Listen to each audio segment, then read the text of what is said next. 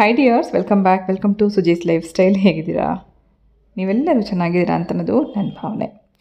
ಇದು ಮತ್ತೊಂದು winter routine vlog ನಿಮ್ಮ ಜೊತೆಗೆ ಶೇರ್ ಮಾಡ್ತಿದ್ದೀನಿ. ಬರೀ ರೂಟೀನ್ ಅಷ್ಟೇ ಅಲ್ಲದೆ ಸಾಕಷ್ಟು ಟಿಪ್ಸ್ನ ಕೂಡ ಇವತ್ತಿನ ವ್ಲಾಗಲ್ಲಿ ಇನ್ಕ್ಲೂಡ್ ಮಾಡ್ಕೊಂಡಿದ್ದೀನಿ. ಈ ಎಲ್ಲ ಟಿಪ್ಸ್ ನಿಮಗೂ ಯೂಸ್ ಆಗುತ್ತೆ. ಪೂರ್ತಿಯಾಗಿ ವಿಡಿಯೋ ನೋಡಿ. ಮೆಹಂದಿ ಹಚ್ಕೊಳ್ಳೋಕ್ಕೂ ಮುಂಚೆ ನಾನು ಇದಕ್ಕೆ ಬೇರೆ ಬೇರೆ ಪೌಡರ್ಸ್ನ ಕೂಡ ಆ್ಯಡ್ ಮಾಡ್ತಿದ್ದೀನಿ. ಲಾಸ್ಟ್ ಟೈಮ್ ನಾನು ಬರೀ ಮೆಹಂದಿ ಜೊತೆಗೆ ಆಮ್ಲ ಪೌಡರ್ ಮಾತ್ರ ಹಾಕಿದ್ದೆ. ಈ ಸರ್ತಿ ಏನದು ಅಂಟುವಾಳದ ಕಾಯಿದು ಪೌಡ್ರ್ ಕೂಡ ಹಾಕಿದ್ದೀನಿ. ಅಂಟುವಾಳದ ಕಾಯಿ ನಮ್ಮ ಕೂದಲಲ್ಲಿರುವಂಥ ಕೊಳೆನ ಕ್ಲೀನಾಗಿ ತೆಗೆಯುತ್ತೆ. ಕೂದಲಲ್ಲಿ ಅಷ್ಟೇ ಅಲ್ಲ, ಸ್ಕ್ಯಾಲ್ಪಲ್ಲಿ ಕೊಳೆ ಇದ್ರೂ ಕೂಡ ತೆಗೆಯುತ್ತೆ. ಹಾಗೆ 2 ಸ್ಪೂನಷ್ಟು ನಾನು ಇದಕ್ಕೆ ಮೆಂತ್ಯ ಪೌಡರ್, ಮನೇಲೇ ಮಾಡಿರೋಂಥ ಮೆಂತ್ಯ ಪೌಡರ್ ಹಾಕಿದ್ದೀನಿ. ಸೊ ಅಂಟುವಾಳದ ಕಾಯಿ ಪೌಡರ್ ಮತ್ತು ಆಮ್ಲ ಪೌಡರ್ ಇದೆರಡನ್ನೂ ಮೆಹಂದಿ ಜೊತೆಗೆ ಮಿಕ್ಸ್ ಮಾಡ್ಕೊಂಡಿದ್ದೀನಿ ಈಗಾಗಲೇ. ಮೆಂತ್ಯ ಪೌಡರ್ ನಮಗೆ ಡ್ಯಾಂಡ್ರಫ್ ಏನಾರ ಇದ್ದರೂ ಅದನ್ನು ಕಮ್ಮಿ ಮಾಡುತ್ತೆ. ಈ ಥರ ನಾವು ಮೆಹಂದಿ ಜೊತೆಗೆ ಈ ಎಲ್ಲ ಪೌಡರ್ಸ್ನ ಹಾಕ್ಕೊಳ್ಳುವಾಗ ಕೂದಲಲ್ಲಿರುವಂಥ ಕೊಳೆ ತೆಗೆಯೋರ ಜೊತೆಗೆ, ಕಲರ್ ಆಗೋರ ಜೊತೆಗೆ ಡ್ಯಾಂಡ್ರಫ್ ಆಗದಲ್ಲೇ ಇರೋ ಹಾಗೆ ಕೂದಲು ಬೆಳವಣಿಗೆ ಮಾಡೋದಕ್ಕೆ ಇದೆಲ್ಲ ಹೆಲ್ಪ್ ಮಾಡುತ್ತೆ. ನಾನು ಇದನ್ನು ಕಲಿಸೋದಕ್ಕೋಸ್ಕರ ಕಾಫಿ ಡಿಕಾಕ್ಷನ್ನ ಬಳಸ್ಕೊಂಡಿದ್ದೀನಿ. ಬಿಸಿನೀರಲ್ಲಿ ಇನ್ಸ್ಟಂಟ್ ಕಾಫಿ ಪೌಡರ್ 1 ಸ್ಪೂನಷ್ಟು ಹಾಕಿ ಮಿಕ್ಸ್ ಮಾಡಿಕೊಂಡು ಅನಂತರ ಅದೇ ಬಿಸಿ ನೀರಿಂದನೇ ಮೆಹಂದಿ ಕಲಸಿ ಇಡ್ತಾಯಿದ್ದೀನಿ. ಇದು ಸುಮಾರು ಒಂದು 18ರಿಂದ 20 ಗಂಟೆ ನೆನೆಬೇಕು. ಚೆನ್ನಾಗಿದೆ ಕಪ್ಪಗಾದ ನಂತರ ನಾನು ಇದನ್ನು ನನ್ನ ತಲೆಗೆ ಅಪ್ಲೈ ಮಾಡ್ಕೋತೀನಿ. ಇದು ಸಾಯಂಕಾಲ ನಾನು ಇದನ್ನು ನೆನೆಸಿ ಇಡ್ತಾಯಿದ್ದೀನಿ. ಈ ಪ್ಯಾಕ್ ನಾವು ಗ್ರೇ ಹೇರ್ ಕವರ್ ಮಾಡೋದಕ್ಕೂ ಹಾಕೋಬೋದು, ಅಥವಾ ಒಂದು ಒಳ್ಳೆ ಕಲರ್ ಬೇಕು ನಮ್ಮ ಕೂದಲಿಗೆ ಅಂತ ಹೇಳಿ ಆರ್ಟಿಫಿಷಿಯಲ್ ಕಲರ್ನ ಉಪಯೋಗಿಸ್ಕೊಳ್ಳೋಕ್ಕೂ ಬದಲಾಗಿ ಈ ಥರ ಮೆಹಂದಿನೇ ನಮ್ಮ ತಲೆಗೆ ಅಪ್ಲೈ ಮಾಡ್ಕೋಬೋದು. ನಾನು ಇದಾದ ನಂತರ ಇಂಡಿಗೋ ಪೌಡರ್ ಕೂಡ ಯೂಸ್ ಮಾಡ್ತಾಯಿದ್ದೀನಿ ಗ್ರೇ ಹೇರ್ನ ಕವರ್ ಮಾಡೋದಕ್ಕೋಸ್ಕರ.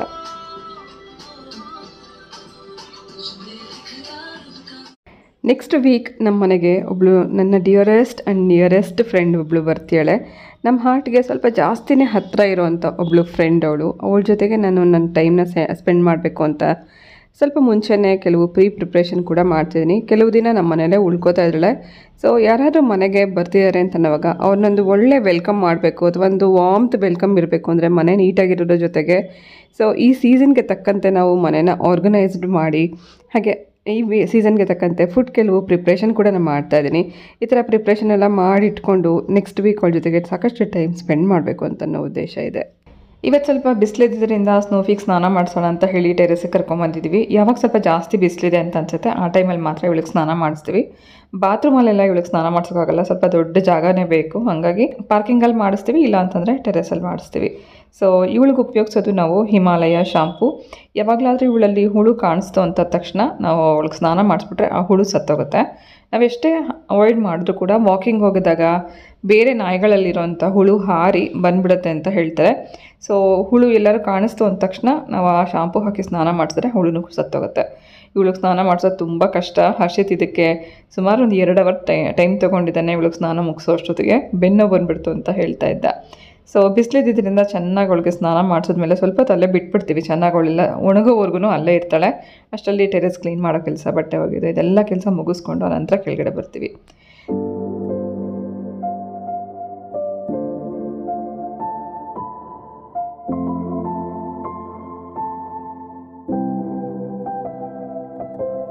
ಈ ನನ್ನ ಡಿಯರೆಸ್ಟ್ ಆ್ಯಂಡ್ ನಿಯರೆಸ್ಟ್ ಫ್ರೆಂಡ್ ಬರೋದಕ್ಕೂ ಮುಂಚೆ ನಾನು ಸಾಕಷ್ಟು ಪ್ರಿಪ್ರೇಷನ್ ಮಾಡಬೇಕು ಅಂತ ಒಂದು ಪ್ಲ್ಯಾನ್ ಮಾಡ್ಕೊಂಡಿದ್ದೆ. ಸುಮಾರು ಒಂದು 2ರಿಂದ 3 ದಿನ ಟೈಮ್ ತೊಗೊಂಡು ಮನೆ ಕ್ಲೀನಿಂಗ್ ಮಾಡಿ ಫುಡ್ ಪ್ರಿಪ್ರೇಷನ್ ಮಾಡ್ತಾಯಿದ್ದೀನಿ. ಟೆರೆಸ್ ಎಲ್ಲ ಕ್ಲೀನ್ ಮಾಡಿದ್ದಾಯಿತು. ಸೊ ಮೊದಲನೇದಾಗಿ ಫುಡ್ ಪ್ರಿಪ್ರೇಷನಲ್ಲಿ ಮಾಡ್ತಿರೋದು ವಿಂಟರ್ ಸ್ಪೆಷಲ್ ರೆಸಿಪಿ, ಅದು ಅಂಟಿನುಂಡೆ. ಸುಮಾರು ಇಲ್ಲಿ ಡ್ರೈ ಫ್ರೂಟ್ಸ್ಗಳಿದೆ, ಅಂಟಿದೆ, ಹಾಗೆ ಹುರಿದಿರುವಂಥ ರವೆ ಇದೆ, ಬಾದಾಮಿ, ಗೋಡಂಬಿ, ಕುಂಬಳಕಾಯಿ ಬೀಜ, ಕೊಬ್ಬರಿ, ಗಸಗಸೆ, ಹಾಗೆ ಕಡಲೆ ಹಿಟ್ಟು, ಗೋಧಿ ಹಿಟ್ಟು, ತುಪ್ಪ ಇದನ್ನೆಲ್ಲ ಉಪಯೋಗಿಸ್ಕೊಂಡು ಮಾಡೋಂಥ ಈ ರೆಸಿಪಿ ನಮಗೆ ಇಮ್ಯುನಿಟಿ ಹೆಚ್ಚು ಮಾಡುತ್ತೆ, ಅಂದರೆ ರೋಗ ನಿರೋಧಕ ಶಕ್ತಿನ ಹೆಚ್ಚು ಮಾಡುತ್ತೆ. ಹಾಗೆ ಈ ಚಳಿಗಾಲದಲ್ಲಿ ಬರೋವಂಥ ಕಾಯಿಲೆಗಳನ್ನು ಬರದಲ್ಲೇ ಇರೋ ಹಾಗೆ ಅವಾಯ್ಡ್ ಮಾಡುತ್ತೆ. ಒಂದು ಶಕ್ತಿ ಕೊಡುವಂಥ ಲಡ್ಡು ಅಂತಲೇ ಹೇಳ್ಬೋದು ಅಂಟಿನುಂಡೆ. ಎಲ್ಲರೂ ತಿನ್ನುವಂಥ ಒಂದು ರೆಸಿಪಿ. ಏನೇನೆಲ್ಲ ಇದೆ, ಎಷ್ಟೆಷ್ಟೆಲ್ಲ ಹಾಕ್ತಾಯಿದ್ದೀನಿ ಅಂತ ನಾನು ನಿಮಗೆ ರೆಸಿಪಿ ಮೂಲಕನೇ ಶೇರ್ ಮಾಡ್ತಾ ಹೋಗ್ತೀನಿ. ಮೊದಲನೇದಾಗಿ ಹುರ್ಕೊಳ್ಳೋದಕ್ಕೋಸ್ಕರ ಒಂದು ಬಾಣಲಿ ಬಿಸಿಗೆ ಇಟ್ಕೊಂಡು 1 ಕಪ್ಪಷ್ಟು ಬಾದಾಮಿ, ಒಂದು 3/4 ಕಪ್ಪಷ್ಟು ಗೋಡಂಬಿ, ಹಾಗೆ ಕುಂಬಳಕಾಯಿ ಬೀಜ ಮತ್ತು ಅಕ್ರೋಟ್ ಇದ್ರ ಜೊತೆಗೆ ಮೆಲನ್ ಸೀಡ್ ಅಥವಾ ವಾಟರ್ಮೆಲನ್ ಸೀಡನ್ನ ಕೂಡ ಹಾಕಿ ಹುರ್ಕೋತಾ ಇದ್ದೀನಿ. ಎಲ್ಲ ಥರ ಡ್ರೈ ಫ್ರೂಟ್ಸ್ ಹಾಕ್ಕೊಂಡು ಮಾಡ್ಕೋಬೋದು. ಸ್ವಲ್ಪ ಸೇರಿಸ್ತಾ ಇದ್ದಂಗೆ ನಮಗೆ ಅಷ್ಟೊಂದು ಲಡ್ಡು ಇದರಿಂದ ಆಗುತ್ತೆ. ಇದನ್ನೆಲ್ಲ ಹುರಿತಾ ಇರುವಾಗಲೇ ಚಟಪಟ ಅಂತ ಶಬ್ದ ಬರುತ್ತೆ. ತುಪ್ಪ ಹಾಕೊಳ್ಳೋದು ಬೇಡ, ಹೀಗೆ ಡ್ರೈ ಆಗಿ ಇದನ್ನೆಲ್ಲ ಹುರ್ಕೊಳ್ಳೋಣ. ಇದು ಹುರಿಯೋವಾಗಲೇ ಫ್ಲೇವರ್ಗೋಸ್ಕರ 5-6 ಏಲಕ್ಕಿ ಹಾಕಿದ್ದೀನಿ. ಒಂದು ಅರ್ಧ ಸ್ಪೂನಷ್ಟು ಮೆಣಸು ಹಾಕಿದ್ದೀನಿ. ಮೆಣಸು ಬೇಡ ಅಂತನವರು ಸ್ಕಿಪ್ ಮಾಡ್ಬೋದು. ಸುಮಾರು ಒಂದು ಅರ್ಧ ಸ್ಪೂನಷ್ಟು ಅಷ್ಟೇ ಹಾಕಿದ್ದೀನಿ. ಅದರಲ್ಲೇನು ಖಾರ ನಮಗೆ ಅನಿಸಲ್ಲ. ಸೊ ಇದೆಲ್ಲ ಹುರಿದಿರೋದನ್ನು ಒಂದು ಅಗಲವಾಗಿರೋ ತಟ್ಟೆನಲ್ಲಿ ಹಾಕಿ ಆರೋದಕ್ಕೆ ಬಿಟ್ಬೇಡ. ಇದು ಆರೋ ಅಷ್ಟರಲ್ಲಿ ಬೇರೆ ಬೇರೆದನ್ನೆಲ್ಲ ಒನ್ ಬೈ ಒನ್ ಹುರ್ಕೊತಾ ಹೋಗಬೇಕು. 1 ಸ್ಪೂನಷ್ಟು ತುಪ್ಪ ಹಾಕಿ, ತುಪ್ಪ ಬಿಸಿ ಆದ ಕೂಡಲೇ ಮಖಾನ ಹಾಕಿದ್ದೀನಿ. ಇದು ಕೂಡ ಏನು ಇಮ್ಯುನಿಟಿ ಪವರ್ನ ಹೆಚ್ಚು ಮಾಡಲಿಕ್ಕೆ ಹೆಲ್ಪ್ ಮಾಡುತ್ತೆ. ಸ್ವಲ್ಪ ಕ್ರಿಸ್ಪಿನೆಸ್ ಬಂದಿದೆ ಅಂತ ಗೊತ್ತಾದ ನಂತರ ಸಪ್ರೇಟಾಗಿ ನಾನು ಇದನ್ನು ಒಂದು ಬೌಲಲ್ಲಿ ಹಾಕಿ ಇಟ್ಕೊಂಡಿದ್ದೀನಿ. ಇದನ್ನೆಲ್ಲ ನಾವು ಸಪ್ರೇಟಾಗಿ ಪೌಡ್ರ್ ಮಾಡ್ಕೊಳ್ಳೋಣ. ಸೊ ಇದಾದ ನಂತರ ಮತ್ತೆ ಇನ್ನೊಂದು ಸ್ಪೂನಷ್ಟು ತುಪ್ಪ ಹಾಕಿ ಅಂಟನ್ನು ಹುರ್ಕೊಂಬೇಡ. ಅಂಟು ನಮಗೆ 2 ರೀತಿ ಸಿಗುತ್ತೆ. ಒಂದು ಸಮ್ಮರಲ್ಲಿ ತಿನ್ನುವಂಥ ಅಂಟು, ಮತ್ತು ಈ ವಿಂಟರಲ್ಲಿ ತಿನ್ನುವಂಥ ಅಂಟೇ ಬೇರೆ ಸಿಗುತ್ತೆ. ಬೇಸಿಗೆನಲ್ಲಿ ತಿನ್ನುವಂಥ ಅಂಟು ಅಥವಾ ಗೋಂದ್ ಕತೀರ ಅಂತಾರೆ. ಅದು ಸ್ವಲ್ಪ ದಪ್ಪ ಇರುತ್ತೆ, ಅದು ನೀರಲ್ಲಿ ಹಾಕಿದ್ರೆ ಮಾತ್ರನೇ ಅರಳುತ್ತೆ. ವಿಂಟರಲ್ಲಿ ಅಥವಾ ಚಳಿಗಾಲದಲ್ಲಿ ತಿನ್ನುವಂಥ ಗೋಂದ್ ಸಣ್ಣ ಸಣ್ಣ ಕಾಳುಗಳ ರೀತಿ ಇರುತ್ತೆ, ಇದು ತುಪ್ಪದಲ್ಲಿ ಮಾತ್ರನೇ ಅರಳುತ್ತೆ. ಈ ರೀತಿ ಡಿಫ್ರೆನ್ಸ್ ನೋಡಿಕೊಂಡು ಉಪಯೋಗಿಸ್ಕೊಳ್ಳೋದ್ರಿಂದ ಚಳಿಗಾಲದಲ್ಲಿ ನಮ್ಮ ಮೂಳೆಗಳ ಸವೆತ ಅಥವಾ ಮೂಳೆಗಳ ನೋವಿದ್ರೆ ಆ ಒಂದು ಪರಿಹಾರಕ್ಕೆ ಈ ಥರದ ಸಣ್ಣ ಸಣ್ಣ ಕಾಳುಗಳಿರುವಂಥ ಗೋಂದನ್ನು ಉಪಯೋಗಿಸ್ಕೊಂಡು ಈ ಥರ ರೆಸಿಪಿ ಮಾಡ್ಕೊಂಡು ತಿನ್ಬೋದು. ಬೇಸಿಗೆನಲ್ಲಿ ಹೀಟನ್ನ ಕಡಿಮೆ ಮಾಡಬೇಕು, ಬಾಡಿ ಹೀಟನ್ನು ಕಡಿಮೆ ಮಾಡಬೇಕು ಅಂದರೆ ನೀವು ಆ ಗೋಂದ್ ಕತೀರನ ನೀರಲ್ಲಿ ನೆನೆಸಿಟ್ಟು ಕುಡಿಯೋದ್ರಿಂದ ಬಾಡಿ ಹೀಟ್ ಕಡಿಮೆ ಮಾಡುತ್ತೆ. ಸೊ ಈ ಥರ ಗೋಂದ್ 2 ರೀತಿ ಸಿಗೋದ್ರಿಂದ 2 ಗೋಂದದ ಲಿಂಕ್ನ ನಾನು ಡಿಸ್ಕ್ರಿಪ್ಷನ್ ಬಾಕ್ಸಲ್ಲಿ ಹಾಕಿರ್ತೀನಿ, ಚೆಕ್ ಮಾಡಿ. ಗೋಂದನ್ನ ಹುರ್ಕೊಂಡು ಸಪ್ರೇಟಾಗಿ ಇಟ್ಕೊಂಡಿದ್ದೀನಿ, ಅದನ್ನು ಕೂಡ ಪೌಡ್ರ್ ಮಾಡ್ಕೋಬೇಕು. ಅದಾದ ನಂತರ ಕೊಬ್ಬರಿ ಹುರ್ಕೊಂಡಿದ್ದೀನಿ, ಅದಾದ ನಂತರ ಗಸಗಸೆ ಹುರ್ಕೋತಾ ಇದ್ದೀನಿ. ಗಸಗಸೆ ನಾನು ಪೌಡ್ರ್ ಮಾಡ್ತಾಯಿಲ್ಲ, ಹೀಗೇ ಲಡ್ಡುಗೆ ಹಾಕೋತಾ ಇರೋದ್ರಿಂದ ಹುರಿದಿಟ್ಕೊಂಡಿರೋಂಥ ರವೆ ನಾನು ಇಲ್ಲಿ 1 ಕಪ್ ತೊಗೊಂಡಿದ್ದೀನಿ. ಇದ್ರ ಜೊತೆಗೇ ಗಸಗಸೆ ಹಾಕಿ ಇಟ್ಕೊಳ್ಳೋಣ. ಇದನ್ನು ಲಡ್ಡು ಮಾಡುವಾಗ ಮಿಕ್ಸ್ ಮಾಡ್ಕೋಬೋದು. ಹಾಗೆ ಈ ಥರ ನಾವು ರವೆ, ಗೋಧಿ ಹಿಟ್ಟು, ಕಡಲೆ ಹಿಟ್ಟು ಎಲ್ಲನೂ ಒಟ್ಟಿಗೆ ಡ್ರೈ ಫ್ರೂಟ್ಸ್ ಜೊತೆಗೆ ಸೇರಿಸ್ಕೊಂಡಾಗ ಲಡ್ಡು ಕ್ವಾಂಟಿಟಿ ಜಾಸ್ತಿ ಆಗುತ್ತೆ. ನಾವು ಜಾಸ್ತಿ ಲಡ್ಡು ಮಾಡಬೇಕು, ಇಡೀ ಚಳಿಗಾಲ ಪೂರ್ತಿ ಪ್ರತಿದಿನ ತಿನ್ನಬೇಕು ಅಂದರೆ ಈ ಥರ ಗೋಧಿ ಹಿಟ್ಟು, ಕಡಲೆ ಹಿಟ್ಟು ಎಲ್ಲ ಮಿಕ್ಸ್ ಮಾಡ್ಕೊಳ್ಳೋದ್ರಿಂದ ಸ್ವಲ್ಪ ಜಾಸ್ತಿನೇ ಲಡ್ಡು ನಿಮಗೆ ಸಿಗುತ್ತೆ. ಸೊ ಬರೀ ಡ್ರೈ ಫ್ರೂಟ್ಸಿಂದ ಕೂಡ ಮಾಡ್ಕೋಬೋದು. ನಾನಿಲ್ಲಿ ರವೆನೂ ಉಪಯೋಗಿಸ್ಕೊಂಡಿದ್ದೀನಿ, ಆನಂತರ ಕಡಲೆ ಹಿಟ್ಟು ಹಾಕ್ಕೊಂಡಿದ್ದೀನಿ. ಕಡಲೆ ಹಿಟ್ಟನ್ನು ಸಣ್ಣ ಊರಿನಲ್ಲಿ ಚೆನ್ನಾಗಿ ಅದು ಘಮ್ ಅಂತ ಸ್ಮೆಲ್ ಬರೋವರೆಗೂ ಹುರ್ಕೋಬೇಕು. ಇದು ಸ್ವಲ್ಪ ಜಾಸ್ತಿ ತುಪ್ಪ ಹಿಡಿಯುತ್ತೆ. 3 ರಿಂದ 4 ಸ್ಪೂನ್ ತುಪ್ಪ ಹಾಕ್ಕೊಂಡು ಕಡಲೆ ಹಿಟ್ಟು ಹುರ್ಕೋತಾ ಇದ್ದೀನಿ. ಕಡಲೆ ಹಿಟ್ಟಲ್ಲಿರುವಂಥ ಹಸಿ ವಾಸನೆ ಎಲ್ಲ ಹೋಗಿ ಅದು ಸ್ವಲ್ಪ ಕಲರ್ ಚೇಂಜ್ ಆಗೋವರೆಗೂ ಹುರ್ಕೊಂಡ ನಂತರ ಗೋಧಿ ಹಿಟ್ಟು ಹಾಕ್ಕೊಂಡಿದ್ದೀನಿ. ಗೋಧಿ ಹಿಟ್ಟು ಕೂಡ ಅದರಲ್ಲಿರುವಂಥ ಹಸಿ ವಾಸನೆ ಹೋಗಿ ಒಂದು ಒಳ್ಳೆ ಪರಿಮಳ ಬರುತ್ತೆ. ಅಲ್ಲಿವರೆಗೂ ನಾವು ಇದಕ್ಕೆ ಸ್ವಲ್ಪ ತುಪ್ಪ ಹಾಕ್ಕೊಂಡು ಸಣ್ಣ ಊರಿನಲ್ಲಿ 2 ರಿಂದ 3 ನಿಮಿಷ ಹುರ್ಕೋಬೇಕು. ಮೀನ್ ವೈಲ್ ನಾನು ಇಲ್ಲಿ ಡ್ರೈ ಫ್ರೂಟ್ಸ್ನ ಪೌಡ್ರ್ ಮಾಡ್ಕೋತಾ ಇದ್ದೀನಿ. ಬ್ಯಾಚಸಲ್ಲಿ ಸ್ವಲ್ಪನೇ ಹಾಕಿ ಪೌಡ್ರ್ ಮಾಡ್ಕೊಳ್ಳೋಣ. ನೈಸ್ ಪೌಡ್ರ್ ಮಾಡೋ ಅವಶ್ಯಕತೆ ಇಲ್ಲ. ಅಲ್ಲಲ್ಲಿ ನಮಗೆ ಸ್ವಲ್ಪ ಡ್ರೈ ಫ್ರೂಟ್ಸ್ ಬಾಯಿಗೆ ಸಿಗ್ತಾ ಇದೆ ಅಂತ ಅನ್ನೋ ರೀತಿಯಲ್ಲಿ ಕ್ರಷ್ ಮಾಡ್ಕೋಬೋದು. ಸೊ ಯೂಶಲಿ ಮಕ್ಕಳಿಗೆ ಡ್ರೈ ಫ್ರೂಟ್ಸ್ ಕೊಡಬೇಕು, ಅದರಲ್ಲೂ ಬೆಳೆಯುವಂಥ ಮಕ್ಕಳಿಗೆ ಡ್ರೈ ಫ್ರೂಟ್ಸ್ ತುಂಬಾ ಒಳ್ಳೆಯದು. ಆದರೆ ಕೆಲವು ಮಕ್ಕಳಿಗೆ ಇಷ್ಟ ಆಗಲ್ಲ. ಹಾಗಾಗಿ ಈ ಥರ ನಾವು ಎಲ್ಲ ಡ್ರೈ ಫ್ರೂಟ್ಸ್ನೂ ಸೇರಿಸಿ ಲಡ್ಡು ರೀತಿಯಲ್ಲಿ ಮಾಡ್ಕೊಡೋದ್ರಿಂದ ಮಕ್ಳಿಗೆ ಖಂಡಿತ ಇಷ್ಟ ಆಗುತ್ತೆ. ಹಾಗೆ ಇದನ್ನು ನಾನು ಡ್ರೈ ಫ್ರೂಟ್ಸ್ನ ಪೌಡ್ರ್ ಮಾಡ್ಕೊಂಡ ನಂತರ ಅದೇ ಜಾರಲ್ಲಿ ಮಖಾನ ಹಾಕ್ಕೊಂಡು ಪೌಡ್ರ್ ಮಾಡ್ಕೊಂಡಿದ್ದೀನಿ. ಹಾಗೆ ಗೋಂದನ್ನು ಕೂಡ ಸಪ್ರೇಟಾಗಿ ಹಾಕಿ ಪೌಡ್ರ್ ಮಾಡ್ಕೊಂಡಿದ್ದೀನಿ. ಯಾರೆಲ್ಲ ಈ ಲಡ್ಡು ತಿನ್ಬೋದು ಅಂದರೆ ಬಿಫೋರ್ ಪ್ರೆಗ್ನೆನ್ಸಿ, ಆಫ್ಟರ್ ಪ್ರೆಗ್ನೆನ್ಸಿ, ಹಾಗೆ ಬೆಳೆಯುವಂಥ ಮಕ್ಕಳಿಗೆ, ವಯಸ್ಸಾದವ್ರಿಗೆ, ಮೂಳೆಗಳಲ್ಲಿ ನೋವಿರುವಂಥವ್ರಿಗೆ ಪ್ರತಿಯೊಬ್ಬರು ಒಂದೊಂದು ಲಡ್ಡು ಇದನ್ನು ತಿನ್ನೋದ್ರಿಂದ ತುಂಬ ಒಳ್ಳೆಯದು ಅಂತ ಹೇಳ್ತಾರೆ. ಸೊ ಇದನ್ನು ಪೌಡರ್ ರೀತಿ ಮಾಡಿಟ್ಕೊಂಡು ನಿಮಗೆ ಬೇಕಂದಾಗ ಇದಕ್ಕೆ ಲಡ್ಡು ಮಾಡ್ಕೋಬೋದು, ಬೆಲ್ಲದ ಪಾಕ ಮಾಡಿಕೊಂಡು. ಅಥವಾ ಈ ಥರ ಒಂದು ಸತಿ ಮಾಡಿಟ್ಕೊಂಡ್ರೆ 1 ತಿಂಗಳವರೆಗೂ ಇಟ್ಕೊಂಡು ತಿಂದರೂ ಯಾವುದೇ ಕಾರಣಕ್ಕೂ ಇದು ಹಾಳಾಗಲ್ಲ. ಎಲ್ಲನೂ ಚೆನ್ನಾಗಿ ಹುರಿದಿರೋದ್ರಿಂದ ತುಂಬ ಚೆನ್ನಾಗಿರುತ್ತೆ. ಅಥವಾ ಪೌಡರ್ನ ನೀವು ಹಾಲಿಗೆ ಹಾಕ್ಕೊಂಡು ಕೂಡ ಕುಡಿಬೋದು, ಅಷ್ಟೇ ರುಚಿಯಾಗೂ ಇರುತ್ತೆ. ಸೊ ಡ್ರೈ ಫ್ರೂಟ್ಸ್ ಎಲ್ಲ ಪೌಡ್ರ್ ಮಾಡ್ಕೊಂಡ ನಂತರ ಈ ಕಡೆ ಕಡಲೆ ಹಿಟ್ಟು ಮತ್ತು ಗೋಧಿ ಹಿಟ್ಟು ಚೆನ್ನಾಗಿ ಹುರ್ಕೊಂಡಾಗಿದೆ. ಇದು ಇನ್ನೇನು ಹುರಿತಾ ಆಗಿದೆ ಅಂತ ಅನ್ನೋವಾಗ ನಾನು ಇದಕ್ಕೆ ಮತ್ತೊಂದು ಇಂಗ್ರೀಡಿಯೆಂಟ್ ಆ್ಯಡ್ ಮಾಡ್ತೀನಿ. ಇದು ತುಪ್ಪ ಕಾಯಿಸಿದ ಮೇಲೆ ಬರೋವಂಥ ರೆಸಿಡ್ಯೂ. ನಾವು ಬೆಣ್ಣೆ ಎಲ್ಲ ಕೂಡಿಟ್ಟಿರ್ತೀವಿ ಅಥವಾ ಹಾಲಿನ ಕೆನೆ ಕೂಡಿಟ್ಟಿರ್ತೀವಿ. ತುಪ್ಪ ಕಾಯಿಸಿದ ಮೇಲೆ ಕೊನೆಯಲ್ಲಿ ಒಂದು ಸ್ವಲ್ಪ ಇದೆಲ್ಲ ಉಳಿಯುತ್ತೆ. ಅದನ್ನು ನಾನು ಬಿಸಾಕದೆ ಈ ಥರ ಲಡ್ಡು ಮಾಡೋದಕ್ಕೆ ಉಪಯೋಗಿಸ್ಕೊತೀನಿ. ಇದರಲ್ಲೂ ಕೂಡ ಹೆಚ್ಚಿನ ಪೌಷ್ಟಿಕಾಂಶ ಇರುವಂಥದ್ದು. ಹಾಲಿನ ಕೆನೆ ಕಾಯಿಸಿದ ಮೇಲೆ ತುಪ್ಪ ಬಂದಮೇಲೆ ಅದನ್ನು ವೇಸ್ಟ್ ಮಾಡದೆ ಈ ಥರ ನೀವು ಲಡ್ಡು ಮಾಡೋದಕ್ಕೂ ಕೂಡ ಉಪಯೋಗಿಸ್ಕೋಬೋದು. ಹಾಗೆ ಇದ್ರ ಜೊತೆಗೆ ಸ್ವಲ್ಪ ಅರಿಶಿನನೂ ಹಾಕಿದ್ದೀನಿ. ಅರಿಶಿನ ನೀವು ಬೇಕಿದ್ರೆ ಹಾಕ್ಕೋಬೋದು. ಇದು ಕೂಡ ಒಂದು ಟರ್ಮರಿಕ್, ನಮಗೆ ಗೊತ್ತಿರೋ ಹಾಗೆ ಆ್ಯಂಟಿಬಯೋಟಿಕ್. ಸೊ ಒಂದು ಮೆಡಿಸಿನಲ್ ಪ್ರಾಪರ್ಟಿ ಇರುವಂಥದ್ದು. ಲಡ್ಡುಗೆ ಒಂದು ಒಳ್ಳೆ ಕಲರ್ನ ಕೂಡ ಕೊಡುತ್ತೆ. ಚೆನ್ನಾಗಿ ಇದನ್ನೆಲ್ಲ ಹುರ್ಕೊಂಡು ಒಟ್ಟಿಗೆ ಮಿಕ್ಸ್ ಮಾಡ್ಕೊಂಬೇಡ. ಸ್ವೀಟ್ನೆಸ್ಗೋಸ್ಕರ ಬೆಲ್ಲ ಸ್ವಲ್ಪ ಕರಗಿಸ್ಕೊಂಡು ಹಾಕೋತಾ ಇದ್ದೀನಿ. ಸ್ವಲ್ಪ ಇದನ್ನೆಲ್ಲ ಚೆನ್ನಾಗಿ ಮಿಕ್ಸ್ ಮಾಡಿಕೊಂಡು 1 ಸಣ್ಣ ಕಪ್ಪಷ್ಟು ಮಾತ್ರ ಬೆಲ್ಲ ಹಾಕಿದ್ದೀನಿ. ಟೇಸ್ಟ್ಗೆ ನಮ್ಗೆ ಎಷ್ಟು ಬೇಕು ಅಂತ ನೋಡ್ಕೊಂಡು ನೀವು ಬೆಲ್ಲ ಹಾಕೋಬೋದು. ಮೈಲ್ಡ್ ಸ್ವೀಟ್ ಇರುತ್ತೆ. ಇಷ್ಟಕ್ಕೆ 1 ಸಣ್ಣ ಕಪ್ಪಷ್ಟು ಬೆಲ್ಲಕ್ಕೆ ಅರ್ಧ ಕಪ್ ನೀರು ಹಾಕಿ ಅದು ಕರಗಿದ ನಂತರ ಶೋಧಿಸ್ಬಿಟ್ಟು ನಂತರ ಇದಕ್ಕೆ ಹಾಕಿ ಕಲಿಸ್ಕೋಬೋದು, ಅಂದರೆ ಉಂಡೆ ಕಟ್ಕೋಬೋದು. ಪಾಕ ಬರಬೇಕು ಅಂತನೋ ಅವಶ್ಯಕತೆ ಇಲ್ಲ. ಇದು ಕಟ್ಟೋದಕ್ಕೆ ನಮಗೆ ಲಡ್ಡು ಕಟ್ಟೋದಕ್ಕೆ ಎಷ್ಟು ನಮಗೆ ಗಟ್ಟಿ ಬೇಕೋ ಅಷ್ಟು ಮಾತ್ರ ಬಿಸಿ ಮಾಡಿಕೊಂಡ್ರೆ ಸಾಕು. ಬೆಲ್ಲ ಚೆನ್ನಾಗಿ ಇದು ಕರಗಿದ ನಂತರ ಒಂದು ಸತಿ ಶೋಧಿಸ್ಕೊಂಡ್ಬಿಟ್ಟು ನಂತರ ಅದು ಬಿಸಿಯಾಗಿರುವಾಗಲೇ ಸ್ವಲ್ಪನೇ ಹಾಕ್ಕೊಂಡು ಲಡ್ಡು ಕಟ್ಕೋಬೋದು.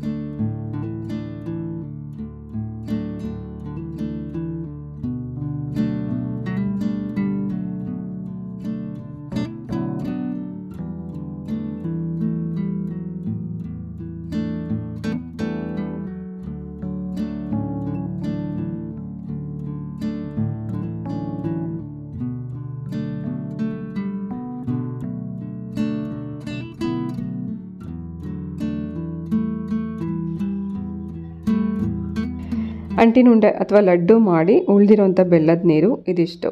ಸೊ ಮೈಲ್ಡ್ ಸ್ವೀಟ್ ಇರುತ್ತೆ. ಡ್ರೈ ಫ್ರೂಟ್ಸಲ್ಲೆಲ್ಲ ಸ್ವೀಟ್ ಇರೋದ್ರಿಂದ ನಾನು ಸ್ವಲ್ಪ ಬೆಲ್ಲ ಕಡಿಮೆ ಉಪಯೋಗಿಸ್ಕೊಂಡು ಲಡ್ಡು ಮಾಡಿದ್ದೀನಿ.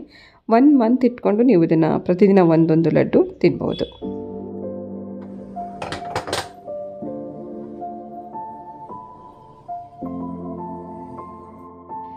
ಈ ರೋಸ್ ಕುಕೀಸ್ ಮೇಕರ್ ನಾನು ರೀಸೆಂಟಾಗಿ ತರಿಸಿದೆ. ಇದೇ ಫಸ್ಟ್ ಟೈಮ್ ನಾನು ಇದನ್ನು ಯೂಸ್ ಮಾಡ್ತಿದ್ದೀನಿ. ರೋಸ್ ಕುಕೀಸ್ ತುಂಬ ಚೆನ್ನಾಗಿರುತ್ತೆ.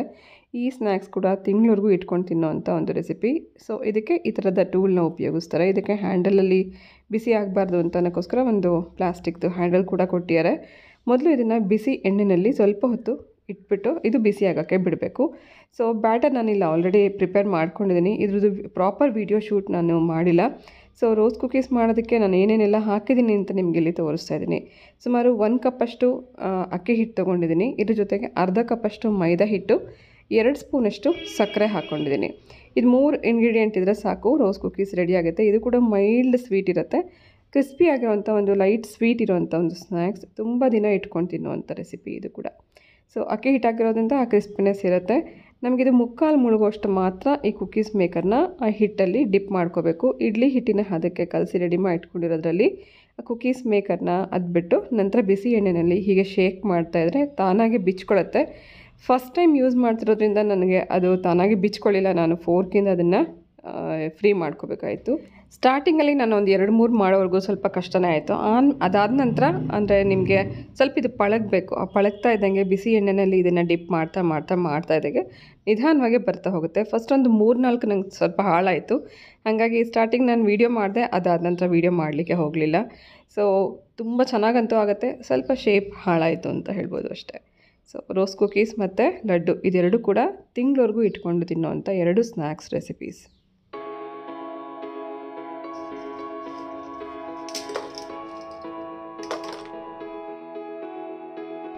ಜಾಸ್ತಿ ಕ್ವಾಂಟಿಟಿನಲ್ಲಿ ಅಡುಗೆ ಅಥವಾ ಯಾವುದೇ ಒಂದು ತಿಂಡಿ ಮಾಡಬೇಕು ಅಂದರೆ ಪಾತ್ರೆಗಳು ಅಷ್ಟೇ ಜಾಸ್ತಿ ಯೂಸ್ ಮಾಡಬೇಕಾಗುತ್ತೆ. ಅದ್ರ ಜೊತೆಗೆ ಇವಾಗಷ್ಟೇ ಕರೆದಿರೋವಂಥ ತಿಂಡಿ ಮಾಡಿರೋದ್ರಿಂದ ಜಿಡ್ಡು ಜಾಸ್ತಿ ಆಗಿತ್ತು ಅಂತ ಹೇಳಿ ಚಿಮ್ನಿ ಫಿಲ್ಟರ್ನ ಕೂಡ ವಾಶ್ ಮಾಡೋಕ್ಕೆ ತೆಗೆದಿದ್ದೀನಿ. ತುಂಬ ದಿನ ಉಪಯೋಗಿಸ್ತಾ ಇರೋವಂಥ ಪಾತ್ರೆಗಳ ಮೇಲೂ ಕೂಡ ಈ ಚಳಿಗಾಲದಲ್ಲಿ ಧೂಳು ಕುತ್ಕೊಂಡ್ಬಿಟ್ಟಿರುತ್ತೆ. ಇದನ್ನೆಲ್ಲ ಇವತ್ತು ವಾಶ್ ಮಾಡೋಕ್ಕೆ ತೆಗೆದಿಟ್ಕೊಂಡಿದ್ದೀನಿ. ಈ ರ್ಯಾಕ್ ಎಕ್ಸ್ಟ್ರಾ ಗ್ರಾಸರೀಸ್ನ ಸ್ಟೋರ್ ಮಾಡೋಕ್ಕೆ ಹಾಗೆ ಮಸಾಲೆ ಪದಾರ್ಥಗಳನ್ನು ಸ್ಟೋರ್ ಮಾಡಲಿಕ್ಕೆ ಉಪಯೋಗಿಸ್ತೀನಿ. ಇದನ್ನು ಇವತ್ತು ಹರ್ಷಿತ್ ಕ್ಲೀನ್ ಮಾಡಿಕೊಡ್ತೀಯಾನೆ. ಸೊ ನಮ್ಗೆ ಯಾರೇ ಮೇಡ್ ಇಟ್ಕೊಳ್ದಲ್ಲೇ ಇರೋ ಕಾರಣ ನಮಗೆ ಯಾವಾಗ ಟೈಮ್ ಕನ್ವೀನಿಯೆಂಟ್ ಇದೆ ಅನಿಸುತ್ತೆ ಆ ಟೈಮಲ್ಲಿ ನೋಡಿಕೊಂಡು ಕ್ಲೀನಿಂಗ್ ಕೆಲಸ ಎಲ್ಲ ಮಾಡ್ಕೋತೀವಿ. ನನಗೆ ಇವತ್ತು ಹರ್ಷಿತ್ ಹೆಲ್ಪ್ ಮಾಡ್ತಾ ಇದ್ದಾನೆ.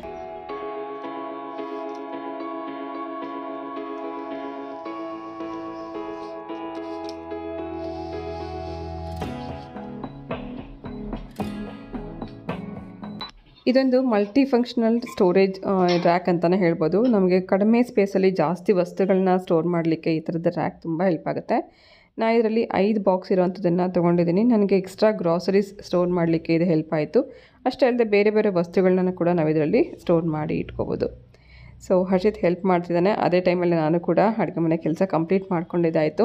ಎಷ್ಟೊಂದು ಪಾತ್ರೆಗಳನ್ನ ಇದರಲ್ಲಿ ಜೋಡಿಸಿದ್ದೀನಿ. ರೀಸೆಂಟಾಗಿ ನಾನು ಕೇಳಿದ್ದೆ ಹೆಚ್ಚು ಪಾತ್ರೆಗಳನ್ನು ಡಿಶ್ ವಾಷರಲ್ಲಿ ತೊಳೆಯೋದು ಹೇಗೆ ಅಂತ ನಾನು ನಿಮಗೆ ತೋರಿಸ್ತೀನಿ ಅಂತ. ದೊಡ್ಡ ದೊಡ್ಡ ಬಾಕ್ಸ್ಗಳಾಗಲಿ ಅಥವಾ ಪಾತ್ರೆಗಳಾಗಲಿ ಈ ಥರ ಕೆಳಗಡೆ ರ್ಯಾಕಲ್ಲಿ ನಾವು ಸ್ವಲ್ಪ ಸ್ಪೇಸ್ ಅಡ್ಜಸ್ಟ್ ಮಾಡಿ ಇಟ್ಕೋಬೇಕು. ಹಾಗೆ ಟೈಮ್ ಸ್ವಲ್ಪ ಜಾಸ್ತಿ ಇಟ್ಕೊಂಡಷ್ಟು ಇದರಲ್ಲಿರುವಂಥ ಜಿಡ್ಡು ಕೊಳೆ ಎಲ್ಲ ಹೋಗುತ್ತೆ. ಕೆಳಗಡೆ ರ್ಯಾಕಲ್ಲಿ ದೊಡ್ಡ ದೊಡ್ಡ ಬಾಕ್ಸ್ಗಳಾಗಲಿ ಪಾತ್ರೆ ಆಗಲಿ ಜೋಡಿಸಿ ಇಡ್ತೀನಿ. ಮೇಲ್ಗಡೆದಲ್ಲಿ ಬೌಲ್ ಆಗಲಿ ಗ್ಲಾಸ್ ಆಗಲಿ ಇಂಥದ್ದನ್ನು ಮಾತ್ರ ಇಡ್ತೀವಿ. ನೋಡ್ತಾ ಇದ್ದೀರಾ ನೀವು ಈಗಷ್ಟೇ ಇದರಲ್ಲಿ ಎಷ್ಟು ಜಿಡ್ಡು ಕೊಳೆ ಎಲ್ಲ ಇದೆ ಅಂತ. ಒಂದು ವಾಶೆಲ್ಲ ಇದು ಎಷ್ಟು ಚೆನ್ನಾಗಿ ಕ್ಲೀನಾಗಿರುತ್ತೆ. ಡಿಶ್ ವಾಷರ್ ನಿಜವಾಗ್ಲೂ ನನಗೆ ತುಂಬಾ ಹೆಲ್ಪ್ ಆಗ್ತಿದೆ. ಏನು ಹೇಳ್ತಾರೆ, ಮನೆ ಕೆಲಸದಲ್ಲಿ ಯಾರು ಮನೆ ಕೆಲಸಕ್ಕೆ ಇಲ್ಲ ಅಂತ ಅನ್ನೋ ಟೈಮಲ್ಲಿ ನಮಗೆ ಇದು ಸಾಕಷ್ಟು ಉಪಯೋಗ ಬರುವಂಥ ಒಂದು ವಸ್ತು. ನನಗಂತೂ ಇದು ತುಂಬಾ ಹೆಲ್ಪ್ ಆಯಿತು ಅಂತಲೇ ಹೇಳ್ಬೋದು. ಇದಕ್ಕೆ ಟ್ಯಾಬ್ಲೆಟ್ಸ್ ಕೂಡ ಉಪಯೋಗಿಸ್ಕೋಬೋದು. ನಾನು ಪೌಡರ್ನ ಉಪಯೋಗಿಸ್ತಾ ಇದ್ದೀನಿ. ಇನ್ನು ಪಾಕೆಟ್ ಫ್ರೆಂಡ್ಲಿ ಆಗಿರುವಂಥದ್ದು ಅಂತಂದರೆ ಪೌಡರ್. ಟ್ಯಾಬ್ಲೆಟ್ಸ್ ಸ್ವಲ್ಪ ಕಾಸ್ಟ್ಲಿ ಆಗುತ್ತೆ. ಹಾಗೆ ಇದರಲ್ಲಿ ಜಿಡ್ಡಿಂದೆಲ್ಲ ಇರೋದ್ರಿಂದ ಚಿಮ್ನಿ ಪ್ಲೇಟ್ಸ್ ಎಲ್ಲ ಇರೋದ್ರಿಂದ ಜಾಸ್ತಿ ಟೈಮ್ಗೆ ಇದನ್ನು ಸೆಟ್ ಮಾಡಿದ್ದೀನಿ. 1.5 ಗಂಟೆಗೆ ಇಟ್ಟಿದ್ದೀನಿ. ಡ್ರೈ ಆಗಿ ಬರೋ ಹಾಗೆ ಎಕ್ಸ್ಟ್ರಾ ಡ್ರೈಗೆ ನಾವು ಇದನ್ನು ಸೆಟ್ ಮಾಡ್ಕೋಬೋದು. ರೆಗ್ಯುಲರ್ ಆಗಿ ಬಳಸೋವಂಥ ಪಾತ್ರೆಗೆ 1 ಗಂಟೆನಲ್ಲಿ ನಾನು ಟೈಮ್ ಸೆಟ್ ಮಾಡ್ತೀನಿ. ಜಿಡ್ಡಿರೋದಕ್ಕಾದರೆ 1.5 ಗಂಟೆ.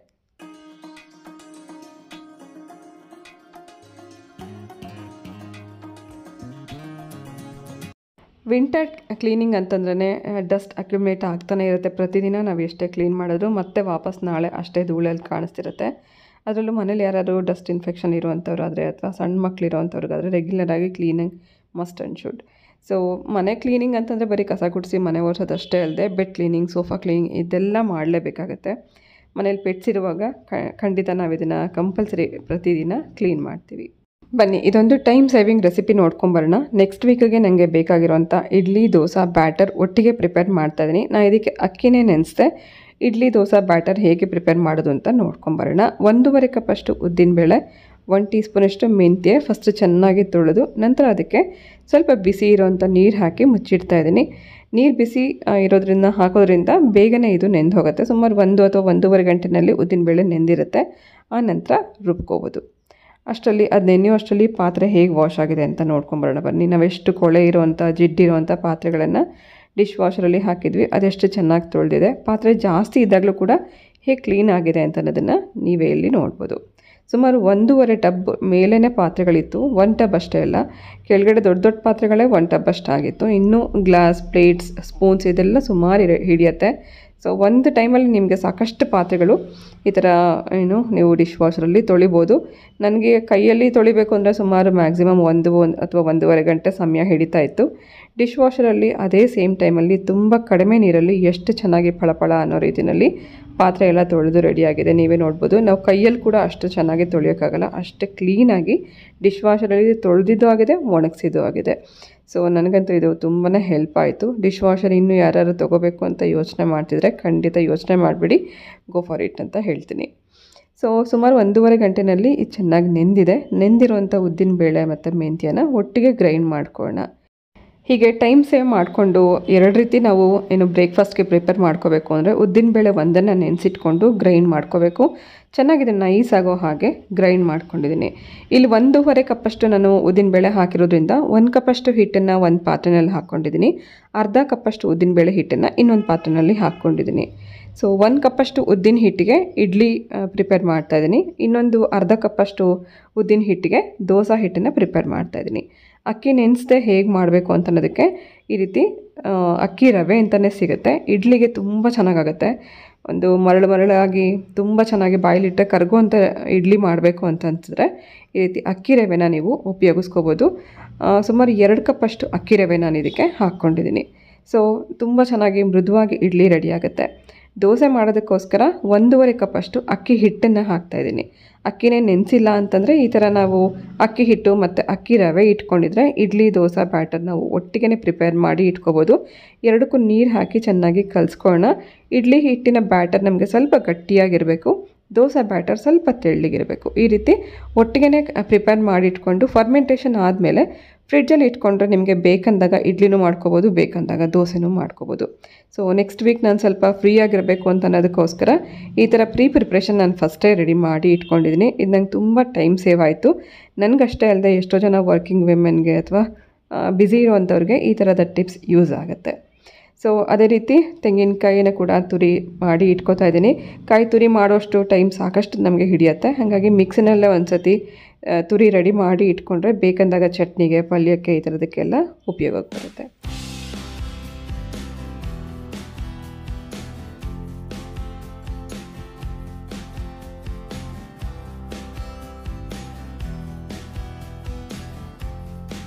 ಇಲ್ಲಿ ನಾನು ಉಪಯೋಗಿಸಿರೋಂಥ ಮಿಕ್ಸಿ, ಇದ್ರ ಬಗ್ಗೆ ನಾನು ಹೇಳಲೇಬೇಕು. ಇದೊಂದು commercial mixer grinder, heavy duty mixer grinder. ನಿಮಗೇನಾದ್ರು ಬೇಕು, ಮಿಲ್ಗೆ ಹೋಗದೆ ಮನೆಯಲ್ಲೇ ಎಲ್ಲ ಪೌಡ್ರ್ ಮಾಡ್ಕೋಬೇಕು, ಹಿಟ್ಟನ್ನ ಚೆನ್ನಾಗಿ ರುಬ್ಬಬೇಕು ಅಂದರೆ ಇದು ತುಂಬ ಹೆಲ್ಪ್ ಆಗುತ್ತೆ. ಯಾಕಂದರೆ ಇದು ಒಂದು ಹೆವಿ ಡ್ಯೂಟಿ ಅಂತ ಯಾಕೆ ಹೇಳಿದೆ ಅಂದರೆ ಒಂದು ಕಮರ್ಷಿಯಲ್ ಪರ್ಪಸ್ಗೆ ಹೆಚ್ಚಾಗಿ ಇದನ್ನು ಉಪಯೋಗಿಸ್ತಾರೆ. ಮನೇಲಿ ಕೂಡ ನಾವು ಇದನ್ನು ಉಪಯೋಗಿಸ್ಕೊಳ್ಳುವಂಥ ಒಂದು ಮಿಕ್ಸರ್ ಗ್ರೈಂಡರ್. ಪೌಡರ್ ಮಾಡೋದಕ್ಕಾಗಲಿ, ಹಿಟ್ಟು ರುಬ್ಬೋದಕ್ಕಾಗಲಿ ಪ್ರತಿಯೊಂದಕ್ಕೂ ಇದು ಹೆಲ್ಪ್ ಆಗುತ್ತೆ. ಜೊತೆಗೆ ಇದು 2 ಜಾರ್ ಇರುವಂಥ 1400 ವ್ಯಾಟಲ್ಲಿ ಕೆಲಸ ಮಾಡುವಂಥ ಅಗಾರೋ ಮಿಕ್ಸರ್ ಗ್ರೈಂಡರ್. ಸೊ ತುಂಬ ಚೆನ್ನಾಗಿ ಸ್ಪೀಡಲ್ಲಿ ಕೆಲಸ ಮಾಡುತ್ತೆ. 3 ಸ್ಪೀಡ್ ಕೆಪಾಸಿಟಿ ಇದೆ. ಜೊತೆಗೆ ಹೆವಿ ಡ್ಯೂಟಿ ಆಗಿರೋದ್ರಿಂದ 1-2 ಸೆಕೆಂಡ್ಗೆ ನಿಮಗೆ ಪೌಡ್ರ್ ರೆಡಿ ಆಗುತ್ತೆ. ಸೊ ರೆಗ್ಯುಲರಾಗಿ ಮಸಾಲ ಪೌಡ್ರ್ಗಳನ್ನು ಮನೇಲೇ ಮಾಡ್ಕೊಳ್ಳೋವಂಥವ್ರಿಗೆ ಈ ಥರದ heavy duty mixer grinder help ಆಗುತ್ತೆ. ಸೊ ಪ್ರತಿದಿನ ನಾವು ಚಟ್ನಿ ಮತ್ತು ಮಸಾಲ ಇದಕ್ಕಷ್ಟೇ ರುಬ್ಬೋಕ್ಕಷ್ಟೇ ಅಲ್ಲದೆ ಪೌಡರ್ ಮಾಡಲಿಕ್ಕೂ ನಿಮಗೆ ಈ ಥರದ ಮಿಕ್ಸರ್ ಗ್ರೈಂಡರ್ ತುಂಬ ಹೆಲ್ಪ್ ಆಗುತ್ತೆ. ಸೊ ಅಗಾರೋ ಮಿಕ್ಸರ್ ಗ್ರೈಂಡರ್ಗೆ ಈ ಥರದ್ದು 2 ಜಾರ್ ಕೊಟ್ಟಿದ್ದಾರೆ. ಸೊ ಇದರಲ್ಲಿ ಇನ್ನು ಹೆಚ್ಚು ಕ್ವಾಂಟಿಟಿನಲ್ಲಿ ಗ್ರೈಂಡ್ ಮಾಡ್ಕೊಳ್ಳೋಂಥ ದೊಡ್ಡ ಜಾರ್ ಇದೆ. ಸೊ ರೆಗ್ಯುಲರಾಗಿ ಬಳಸಬೇಕು ಅಂದರೆ ಈ ಥರದೊಂದು ಚಿಕ್ಕ ಜಾರ್ನ ನೀವು ಉಪಯೋಗಿಸ್ಕೋಬೋದು. ಜಾರ್ ಕೆಪಾಸಿಟಿ ಹೇಳಬೇಕು ಅಂದರೆ ಚಿಕ್ಕ ಜಾರ್ 1 ಲೀಟರ್ ಕೆಪಾಸಿಟಿ ಇದೆ. ರೆಗ್ಯುಲರ್ ಆಗಿ ನೀವು ಚಟ್ನಿ ಮತ್ತು ಸಾಂಬಾರಿಗೆ ಇಂಥದಕ್ಕೆಲ್ಲ ರುಬ್ಬೋದಕ್ಕೆ ಈ ಚಿಕ್ಕ ಜಾರನ್ನು ಉಪಯೋಗಿಸ್ಕೋಬೋದು. ದೊಡ್ಡ ಜಾರ್ 3 ಲೀಟರ್ಸ್ ಕೆಪಾಸಿಟಿ ಇದೆ. ಅಂದರೆ ವೀಕ್ಲಿ ಒನ್ಸ್ ನೀವು ಈ ಥರ ಜಾಸ್ತಿ ಕ್ವಾಂಟಿಟಿನಲ್ಲಿ ಇಡ್ಲಿ ದೋಸೆ ಬ್ಯಾಟರ್ನ ನೀವು ಪ್ರಿಪೇರ್ ಮಾಡಬೇಕು ಅಂದರೆ ಈ ಜಾರ್ನ ಉಪಯೋಗಿಸ್ಕೋಬೋದು. ಸೊ ಈ ಥರ 2 ಜಾರ್ ಇರುವಂಥ ಈ ಮಿಕ್ಸರ್ ಗ್ರೈಂಡರ್ ಒಂದು ಹೆವಿ ಡ್ಯೂಟಿ ಆಗಿರೋದ್ರಿಂದ ಹಿಟ್ಟು ರುಬ್ಬೋದಕ್ಕೆ ಪೌಡ್ರ್ ಮಾಡಲಿಕ್ಕೆ ಎಲ್ಲದಕ್ಕೂ ಹೆಲ್ಪ್ ಆಗುತ್ತೆ. So Agaro grand heavy duty mixer grinder link description ಬಾಕ್ಸಲ್ಲಿ ಕೊಟ್ಟಿದ್ದೀನಿ, ಪ್ಲೀಸ್ ಚೆಕ್ ಮಾಡಿ. ಇದು ಇವತ್ತಿನ ವ್ಲಾಗ್ ಆಗಿತ್ತು. ನಾಳೆ ಒಂದು ಎಕ್ಸೈಟ್ಮೆಂಟ್ ಜೊತೆಗೆ ಮತ್ತೊಂದು ವ್ಲಾಗ್ ಜೊತೆಗೆ ಸಿಗ್ತೀನಿ ಅಂತ ಹೇಳ್ತಾ ನಾನು ಹೊರಡ್ತಾ ಇದ್ದೀನಿ. ಹೋಗ್ಬರಲಾ?